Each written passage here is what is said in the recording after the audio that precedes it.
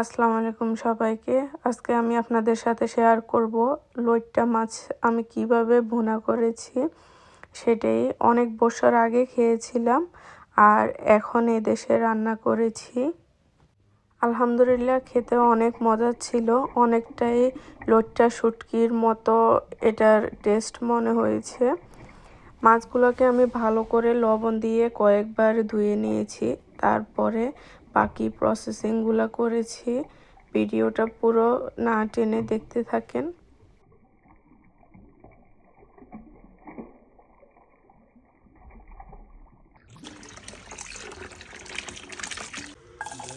আমি এখন তেলের সাথে পেঁয়াজ কুচিগুলো দিয়ে দিয়েছি।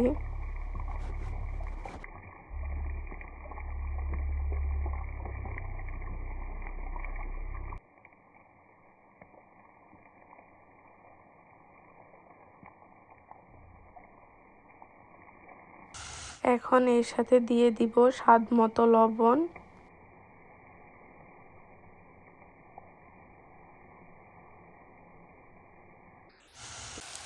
এখন দিয়ে দিয়েছি রসুন বাটা, তারপরে দিয়ে দিলাম হলুদের গুঁড়া, এখন দিয়ে দিব মরিচের গুঁড়া, তারপরে বাকি মশলাগুলো এক এক করে দিয়ে দিব।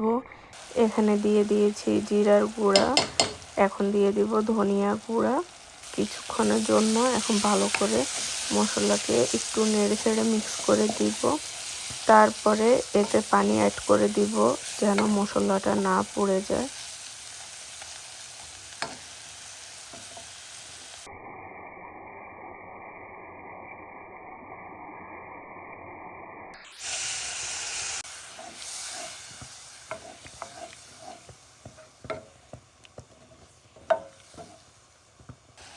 মশলাটা কষানো হয়ে গিয়েছে, এখন এতে দিয়ে দিব সে ধুয়ে রাখা লইট্টা মাছগুলো।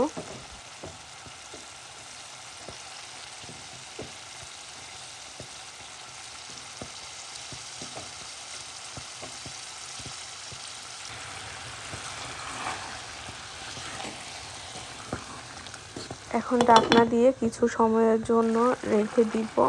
ঢাকনাটা উঠিয়ে আবার একটু নেড়ে ছেড়ে দিব। দেখেন মাছের থেকে মোটামুটি ভালোই পানি বের হয়েছে। এখন আপাতত আমি কোনো পানি এর সাথে অ্যাড করব না। আবারও ঢাকনা দিয়ে আমি ঢেকে দিয়েছি। একটা টমেটোকে লম্বাটে শেপের করে কেটে এর মধ্যে এখন দিয়ে দিব।